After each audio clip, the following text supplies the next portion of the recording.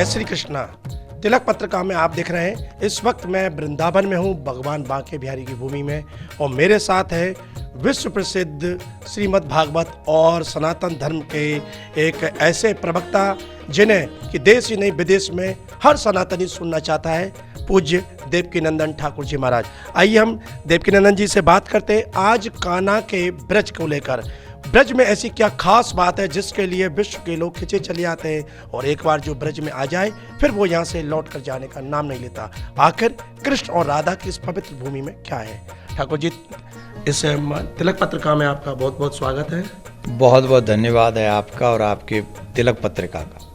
ये बताएं, ब्रज भूमि में जो आपकी भी जन्मभूमि है, आपके आराध्य भगवान कृष्ण की जन्मभूमि है, राधा रानी की जन्मभूमि है, लीला भूमि में, और उनका गुणगान आप कर रहे हैं, तो क्या ऐसी विचित्रता है, क्या खास बात है इस ब्रज में?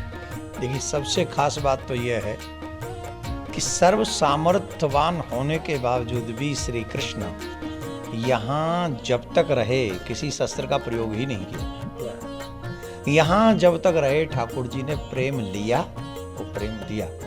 यहाँ ठाकुर जी ने शस्त्र से नहीं, संगीत से सभी लोगों को आनंदित और प्रफुल्लित किया।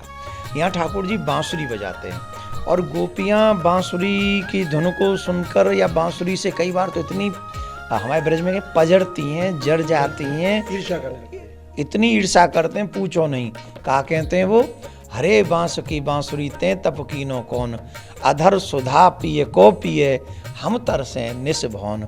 अरे बांसुरी तैने ऐसी कौन सी तपस्या करी है जाके कारण तू पिया के अधरन पे 24 घंटा चुपकी रहे और हमें दर्शन भी ना हो। तो या बातें ब्रज की गोपी जो हैं परेशान रहते हैं वह बांसुरी थे। सौतन तक का है। हाँ, सौतन तो है ही भाई, जिसको हम प्रेम करते हैं वो उसी से कोई और प्रेम करे तो सौती हो जाती है, तो बांसुरी सौत हो गई।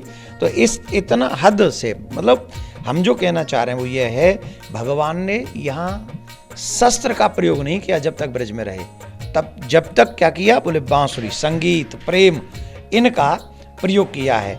ठाकुर जी की ये जो पावन भूमि है ना, वैसे तो कहते हैं जननी जन्म भूमस्य स्वर्गादपि गर्यसी, ये जो ब्रज है ठाकुर जी को बैकुंठ से भी ज्यादा प्रिय है। बैकुंठ में भी उतना सुख नहीं प्राप्त करते जितना सुख यहाँ ब्रज में प्राप्त करते हैं। और आज भी श्री कृष्ण निधिवन हो, गहबरवन हो, मोरकुटी हो, राधा कुंड हो, वृंदावन के बांके बिहारी मंदिर हो, राधा वल्लभ हो, प्रियाकांजू हो, आज भी नित्य ठाकुर जी यहाँ हम सबको सुख देने के लिए विराजमान है, आते हैं। तो ऐसी ब्रज की छटा जहाँ ब्रह्मा आके चोरी करने पे बेबस हो गया बेचारा, है वो पहचान ही नहीं पाया। क्यों नहीं पहचान पाया? कृष्णात् परम किमपि तत्त्वमहं न जाने, कृष्ण के परम रहस्य को। क्योंकि जो ब्रह्म ज्ञानियों के ज्ञान में, ध्यानियों के ध्यान में और बैरागियों के बैराग्य से भी परे है। ताही अहिर की छोरिया छचिया बर छाछ पे नाच नचावे, वो गोपियों की छाछ पीवे के काज नाच रो ऐसो लीला तो ब्रज में ही है सके भैया। या ब्रज की महिमा बहुत अलग है। कल परसों हमारे देवांशी ने एक भजन गायो, रसिया गायो ब्रज को, ऐसो चटक मटक को ठाकुर देखो तीनों लोकन में नाय। कैसो है? बोले बड़े बड़े राक्षस जाने मारे, गिरिराज पर्वत नख पे धारे, ऐसो हु बलवान कन्हैया वो गोपन पे पिट जाए। वो गोपन पे पिट जाए, गोप मतलब कंस मारवे में कोई वजन ना है। बड़े बड़े तृणावर्त अकासुर बकासुर ने मारवे में 1 सेकंड लगे। पूतना जैसी विकराल मार दी, अब वो ग्वारियन पे पिट जाए, ग्वाल वालन पे पिट जाए, वह पछाड़ दे, चित्त कर दे, ग्वाल वाल वा चित्त कर दे।